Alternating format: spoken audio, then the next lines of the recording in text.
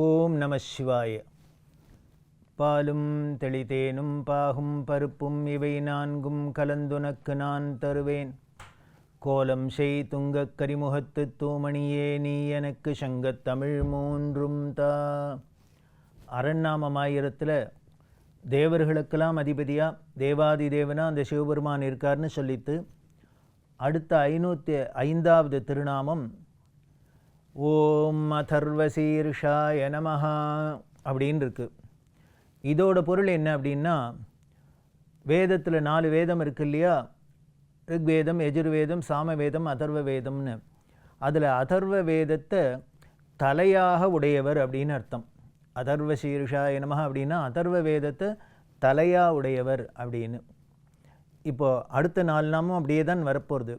அடுத்த 506வது திருநாமம் ஓம் சாமாஸ்யாய நமஹா அப்படின்னு இருக்குது. அப்படின்னா சாமவேதத்தை முகமாக உடையவர் அப்படின்னு அர்த்தம். இதுக்கு முன்னால் நாமத்தில் அதர்வ வேதத்தை தலையாக உடையவர்னு சொல்லித்து அடுத்தது சாமவேதத்தை முகமாக உடையவர்னு சொல்லியிருக்கா. அடுத்த 507வது திருநாமம் என்ன சொல்கிறது? ஓம் ருக் சஹஸ்ராமிதேக்ஷணாய நமஹா அப்படின்னு இருக்குது. இதோட பொருள் என்ன அப்படின்னா, ஆயிரக்கணக்கான சாகைகளை உடைய வேத மந்திரங்களை உடைய ரிக்வேதத்தை கண்களாக உடையவர் அப்படின்னு. முதல்ல அதர்வ வேதத்தை தலைன்னு சொல்லித்தா, சாமவேத முகம்னு சொல்லித்தா, இப்போ ரிக்வேதத்தை கண்கள்னு சொல்லியிருக்கு. வேதம் அப்படின்னாலே இல்லை ஆயிரக்கணக்கான மந்திரங்கள் தானே இருக்குது. அதனால தான் சஹஸ்ரம் இதேக்ஷணாய நமஹா அப்படின்னு சொல்லியிருக்கு. அடுத்த 508வது திருநாமம் என்ன சொல்கிறது? ஓம் யஜுஃப் பாதபுஜாய நமஹா அப்படின்னு இருக்குது. அப்படின்னா 4 வேதத்தில் இன்னொரு வேதம் யஜுர்வேதம். அந்த யஜுர்வேதத்தை கால்களாகவும் கைகளாகவும் கொண்டவர் அப்படின்னு அர்த்தம். பாதபுஜாய நமஹா அப்படின்னு அந்த யஜுர்வேதத்தையே காலாக வச்சுக்கர், கையாக வச்சுருக்கர் அப்படின்னு. இப்போது நமக்கு ஒன்று தோணலாம், 4 வேதம் இருக்குது, 4 வேதத்துலேயும் இப்படி பிரித்து ஒரு வேதத்தை, ஒன்று அதர்வ வேதம் தலையாக இருக்குது, சாம வேதம் மூஞ்சிய முகமாக இருக்குது, ரிக்வேதம் கண்ணாக இருக்குது, இது கைகாலாக இருக்குதுன்னு சொல்லுவானே அப்படின்னா காரணம் இருக்குது. அந்த வேத மந்திரங்களில் எப்படியெல்லாம் இருக்கோ அதோட பொருள் என்னவோ அதோட பயன் என்னவோ அதுக்கு ஏத்தாப்பில் தான் இங்கே அந்த பரம்பொருளோட வடிவமாக இங்கே வர்ணிக்கப்படுறது. இப்போ இனிமேல் ருக்வேதம் தலையாக இருந்தது, அதர்வ வேதம் கால் கையாக இருந்தது அப்படின்னு சொல்லலாம். ஆனால் சொல்லலை. இது இப்படி இந்த ஆர்டரில் சொல்லியிருக்கிறதுக்கு ரொம்ப பெரிய பொருள் இருக்குது. அதனால தான் இப்படி சொல்லியிருக்கு. காரணம் என்ன? இப்போது உதாரணத்துக்கு சொல்கிறேன். யஜுர்வேதத்தை காலாவும் கையாவும் உடையவர் அப்படின்னு சொல்லியிருக்கு. ஏன் அப்படி சொல்லித்து அப்படின்னா, கர்மகாண்டம் ஞானகாண்டம் அப்படின்னு வேதங்களில் முதல் பகுதியெல்லாம் முன்னால் இருக்கிற பகுதிக்கெல்லாம் கர்மகாண்டம்னு பேர், பின்னால் இருக்கிறதுக்கு ஞானகாண்டம்னு. அதுலேயும் இந்த எதிர்வேதம் முழுக்கலும் யாக யஜ்யங்களை பற்றியே ரொம்ப முழுக்க சொல்கிறது. வேள்வின்னு சொல்லக்கூடிய யாக யஜ்யங்களெல்லாம் பற்றி ரொம்ப சொல்கிறது. இந்த யாக யஜ்யங்கள்லாம் எதனால் பண்ணணும்? கையால் தான் பண்ணணும். இங்கே பண்ணணும், அங்கே பண்ணணும், அங்கே போய் பண்ணணும், இப்படி பண்ணணும் அப்படின்னா அதுக்கு கைகால் தான் வேண்டிருக்கு. அதனால் இந்த யாக யஜ்யங்களை ரொம்ப வலியுறுத்தி அதை விவரமாக சொல்கிறதுனால எஜுர்வேதத்தை கையாகவும் இருக்குது, காலாவும் இருக்குது அப்படின்லாம் சொல்லப்பட்டிருக்கு. இதை மாதிரி தான் மற்ற எல்லா வேதத்தையும் இந்தந்த அங்கங்களாக இருக்குதுன்னு சொன்னதுக்கு காரணம். அடுத்த 509வது திருநாமம் ஓம் குஹ்யாய நமஹா அப்படின்னு இருக்குது. அப்படின்னா ரொம்ப ரகசியமாக இருக்கிறவர்னு அர்த்தம். குஹ்யம்னா அப்படின்னா என்ன அப்படின்னா, இந்த வேதங்களுக்கெல்லாம் ஒரு பேர் தமிழில் ரொம்ப பொருள் நிறைந்த பேர். காஞ்சி மகாபெரிவா ரொம்ப கொண்டாடுறா. வேதம் அப்படிங்கிற வடமொழி சம்ஸ்கிருத பேரை விட மறை அப்படிங்கிற தமிழ் பேர் தான் ரொம்ப பொருத்தமாக இருக்குது அதுக்குன்னு. அப்படின்னா மறைக்கிறதுனா ஒரு விஷயத்தை சொல்லியும் சொல்லாதையும் அப்படி மூடு மந்திரம் அப்படின்னு சொல்கிறோம் இல்லையா, அதை மாதிரி சொன்னால் தான் அதுக்கு ஒரு அழகு இருக்குது இல்லை. அதனால் இது என்ன பண்ணுறதுன்னு, அந்த மறைச்சி சொல்கிறதுனாலே இது மறைன்னு இருக்குது. அப்படி இருக்கக்கூடிய அந்த மறை பொருளாக இருக்கார் அப்படின்னா அந்த வேதத்தோட பொருளே இவர் தான். இந்த 4 வேதங்களும் எதை யாரை பற்றி சொல்கிறது, எதை பற்றி சொல்கிறதுன்னு இந்த பரம்பொருளை பற்றி சிவபெருமானை பற்றி சொல்கிறது. அதுலேயும் என்ன அப்படின்னா, இந்த மறைபொருள்லேயும் பெரிசியாக கடைசியில் ஞானகாண்டம் அப்படின்னு சொல்லக்கூடிய அதோட முடிகிற பகுதியில் அதோட சிரசாக சொல்லப்பட்ட உபனிஷத் அப்படின்னு சொல்கிறோம் இல்லையா, அந்த உபனிஷத்தில் இந்த பரபிரம்மம் ஒரு உபனிஷத்தில் என்ன பண்ணியிருக்கு அப்படின்னா, சத்தியகாமன் அப்படின்னு ஒரு பையன், ஒரு பிரம்மச்சாரி. இவரோட அம்மா பேர், தாய் பேர் ஜாபாலா அப்படின்னு பேர். இந்த சத்தியகாமன், இந்த ஜாபாலா தன்னோட சின்ன வயசுலேருந்து இந்த குழந்தையை வளர்த்துன்னு வரா. இந்த தாயாரும் குழந்தையும் தான் இருக்கா. யாரோ வீட்டிலலாம் வேலை செஞ்சு இந்த குழந்தையை வளர்த்துன்னு இருக்கா.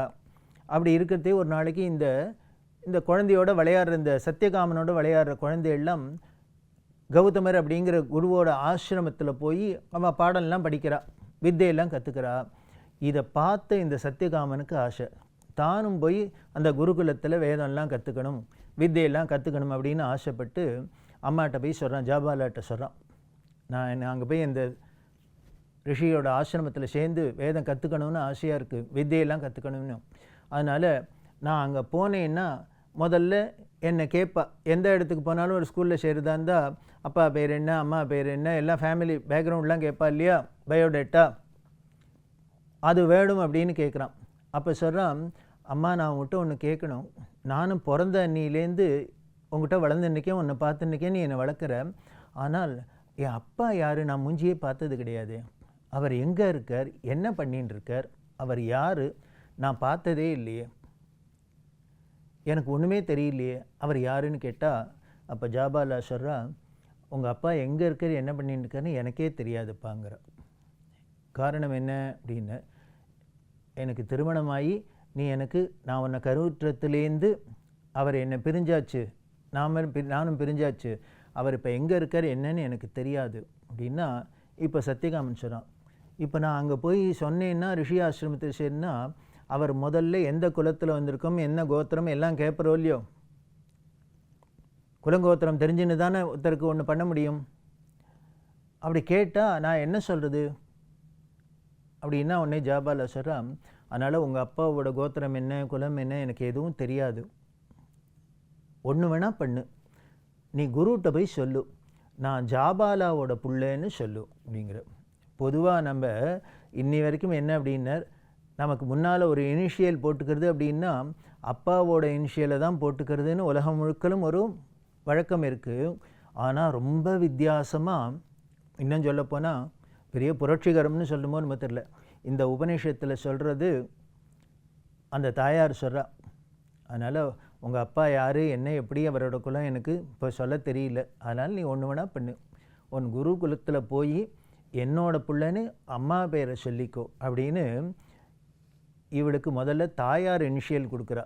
ஒரு பெண்ணோட அம்மாவோட இனிஷியலை வச்சுட்டு ஒரு உலகத்தில் பிரசித்தமாக இருக்கிற ஒரு व्यक्ति உண்டுன்னா இந்த உபனிஷத் சொல்கிற சத்தியகாமன் தான். ரொம்ப ஆச்சரியமான ஒரு விஷயம். இது சொல்லு, அவர் சேர்த்துட்டா படி, இல்லைன்னா வந்துரு அப்படிங்கிற. உடனே இவர் ஆசிரமத்துக்கு போகிறார், கௌதமர் ஆசிரமத்துக்கு போய் அவர்கிட்ட நமஸ்காரம்லாம் பண்ணிவிட்டு உடனே கேட்குறார், நீ எங்கே யார், உன்னோட கோத்திரம் என்ன, உன் குலம் என்ன, உங்கள் அப்பா என்ன அப்படின்னா. உடனே சொல்கிறான், எனக்கு தெரியாது, அப்பா பேர் தெரியாது, அந்த கோத்திரம் தெரியாது, ஆனால் நான் ஜாபாலாவோட பிள்ளை அப்படின்ட்டு. நான் என்ன பண்ணுறேன்னு ஜாபால புள்ள அப்படின்னு சொல்கிறதுனால சத்தியகாம ஜாபால அகம் அஸ்மி போ அப்படின்னு நமஸ்காரம் பண்ணி அபிவாதனம் சொல்கிறான். சத்தியகாமன்கிற ஜாபாலவோட புள்ள அப்படின்னு. இதை கேட்ட ரிஷிக்கு ஆச்சரியமாக இருந்தது. ஏன்னா இது வரைக்கும் அப்படி அவர் கேட்டது இல்லையே. பார்த்தார், உடனே இந்த குழந்தைய தழுவிண்டு சொல்கிறார், அப்பா ஒரு சிறந்த குலத்தில் கோத்திரத்தில் பிறந்திருந்த ஒத்தனால தான்ப்பா இப்படி நேர்மையாக இப்படி உண்மையை சொல்ல முடியும். நம்மளா இருந்தால் அப்பா பேர் தெரியல அப்படின்னா வைக்கப்பட்டு இன்னி வரைக்கும் அப்படி தானே உலகம் நினைக்கிறது. ஆனால் இங்கே உபனிஷத்து இப்படி காமிக்கிறது. அதனால் ஒரு நேர்மையாக இருக்கிற ஒரு குலத்தில் பிறந்தவனால தான் இப்படியெல்லாம் சொல்ல முடியும். அதனால் நீ எப்போ இப்போ உண்மையை சொன்னியோ இதுக்காகவே உன்னோட இந்த நேர்மைக்காகவே உன்னை சேர்த்துக்கிறேங்கிற. சேர்த்துண்டு இவர் உடனே அவனுக்கு எல்லாம் சொல்லித்தரார். முதல்ல தியான பயிற்சியெல்லாம் சொல்லித்தரார். அவன் என்ன சொல்கிறான், அவன் என்ன கேட்குறான் அப்படின்னா, இது எதுக்கு அப்படின்னா, அந்த பிரம்மம்னா என்ன அதை நான் தெரிஞ்சுக்கணும், அதை எனக்கு உபதேசம் பண்ணுங்கன்னு. அவர் உடனே சிரிச்சுட்டே சொல்ற, நீ இருக்கிறதுலே பெருசாக கடைசியே கேட்குற, இதெல்லாம் கொஞ்சம் கொஞ்சமாக தான் அது தெரிய முடியும். அதனால் நீ என்ன பண்ணு, ஒரு 400 மாட்டை கொடுத்து இதை நீ 1000 பண்ணிட்டு வா, அதுக்கப்புறம் நான் உனக்கு சொல்லித்தரேங்கிற.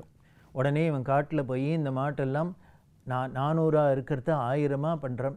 அப்போ என்னென்ன, இந்த காட்டில் தனியாக இருக்கிறதே வேறு ஒன்றும் இல்லை, பசுக்கள்லாம் இருக்குது, காளமாடு இருக்குது, இவன் இருக்கான். இந்த ஏகாந்தமாக இருந்து அந்த முன்னால் தியான பயிற்சி இருந்ததுனால எந்த ஜீவராசிகளை பார்த்தாலும் இவனுக்கு இறை உணர்வு வந்துடுறது. இப்படிலாம் வந்து அந்த இவர் நமக்கு ஒன்றே தோணலாம், என்னையா ஒருத்தர் இப்படி சொன்னாக்க பிரம்மத்தை காமிச்சு கொடுன்னா இவர் மாடு மேய்க்கவா சொல்கிறதுன்னு. அந்த மாடு மேய்க்கிறதுல தான் பிரம்மமே தெரிஞ்சுதுன்னு உபநிஷத் சொல்கிறது. காரணம் என்னென்ன, குரு என்ன சொல்கிறாரோ அதை செஞ்சிட்டோம் அப்படின்னா அவர் காரணத்தோடு தான் சொல்லியிருக்கார் அப்படின்னு. அதுக்கப்புறம் அந்த மாட்டில் இருக்கிற ஒரு ரிஷபமே இவனுக்கு பிரம்மத்தை பற்றி உபதேசம் பண்ண. அதுக்கப்புறம் அந்த குரு வீட்டில் இருக்கிற அக்னிஹோத்திரத்தில் இருக்கிற அக்னி வந்து உபதேசம் பண்ண, ஒரு அன்னபட்சி உபதேசம் பண்ண. இப்படி எல்லாம் உபதேசம் பண்ணி பிரம்ம தத்துவத்தை சொல்கிறது. ஆனால் இவனோட அந்த முகப்பொலிவை பார்த்துட்டு குருவே கேட்குறார், உனக்கு யாரெல்லாம் உபதேசம், எப்படி உபதேசம் கிடைச்சது, உன் மூஞ்சியை பார்த்தாலே தெரியுறதே அப்படிங்கிறது. அப்போ அவன் சொல்கிறான், அதெல்லாம் இருக்கட்டும், நீங்கள் எனக்கு அதை உபதேசம் பண்ணும் அப்படின்னு சொல்ல. அப்போ சொல்கிற, இந்த அண்டச்சராச்சரத்தில் பிரம்மம்னா இது அத்தனையும் அந்த சேதனமாக அச்சேதனமாக எல்லாமாவும் இருக்கிறது அந்த பரம்பொருள் தான்ப்பா. அடுத்த 510வது நாமம் உடனே எப்படி சொல்லி எடுத்தோன்னு, ஓம் பிரகாஷாய நமஹா அப்படின்னு எடுத்தோம். இதுக்கு முதல் நாமத்தில் மறைஞ்சு இருக்காருன்னு சொல்லிட்டு அடுத்ததில் என்ன பண்ணார், பிரகாசமாக எல்லாருக்கும் தெரியறாப்புலையும் இருக்கார் அப்படின்னா, எல்லாரும் காணும் முடியுமாவும் இருக்கார் அப்படின்னார். இன்னொரு பொருள் என்னென்னா, அந்த வேதத்திலேயே பின்னால் இருக்கிற ஞானகாண்டம் மறைப்பொருளாக அவரோட தத்துவத்தை சொல்கிறது. அதே வேதத்திலேயே முன்னால் கர்ம காண்டத்தில் அவரோட பெருமையை சொல்லி அவரை அடையறதுக்கு உண்டான, அவர் இந்த ரோகத்தில் இருக்கார் அப்படி இருக்கார், அதை அடையறதுக்கு வழியும் சொல்கிறது இல்லையா. அதனால் இந்த பிரகாசிக்கிற கர்மகாண்டமாகவும் இருக்கார், எல்லாரும் காணும்படிமாவும் இருக்கார், அதே சமயத்தில் மறைபொருளாகவும் இருக்கார். அதனால தான் குஹ்யாய நமஹான்னு சொன்ன உடனேயே அடுத்தது 510வது நாமத்தில் பிரகாஷாய நமஹா அப்படின்னு எல்லாரும் காண முடியுமா பிரகாசிக்கிறாப்புலையும் இருக்கார் அப்படின்னு தெரியுது. இதுக்கும் மேலே என்னென்ன, இந்த வேதமே அப்படி தான் சொல்கிறது. அப்படி பார்க்கப்பட்ட எல்லா உலகத்தில் இத்தனையும் பார்க்குறோமே, இதை எல்லாம் பார்க்குறோம் அப்படின்னா அதில் ஒரு நம்ம கண்ணில் ஒரு பிரகாசம் இருக்குது, அதுலேயும் ஒரு பிரகாசம் இருந்தால் தான் தெரியும், ஒளி இருந்தால் தான் தெரியும். அந்த ஒளியை கொடுக்கக்கூடிய ஆதித்ய வடிவமாகவும் இவர் இருக்கிறதுனால்தான் நம்மளை இன்புறுத்துறதுனாலே இவரை பிரகாஷாய நமஹான்னு சொல்லியிருக்கு. அப்படி அந்த வேத விழுப்பொருளாக இருக்கக்கூடிய அந்த வேதநாதேஸ்வரர் ஆலயத்தில் வழிபட்டு நம்ம உள்ள மனதுக்குள்ளே அவரை, சித்தத்துக்குள்ளே அவரை நிறுத்தி அந்த மேன்மையை அடையணும் அப்படிங்கிறதான் இதோட பொருள். அதுக்காக தான் இப்படி வர்ணிச்சிருக்கு. அப்படி இருக்கக்கூடிய வேத வடிவமாக இருக்கக்கூடிய அவர், பிரகாசிக்கிற அவர் இன்னும் எப்படி இல்லாமல் இருக்கிற அவரோட பெருமை என்னன்னு தொடர்ந்து சொல்கிறது. நாமும் அதை தொடர்ந்து பார்க்கலாம். ஓம் நம சிவாய.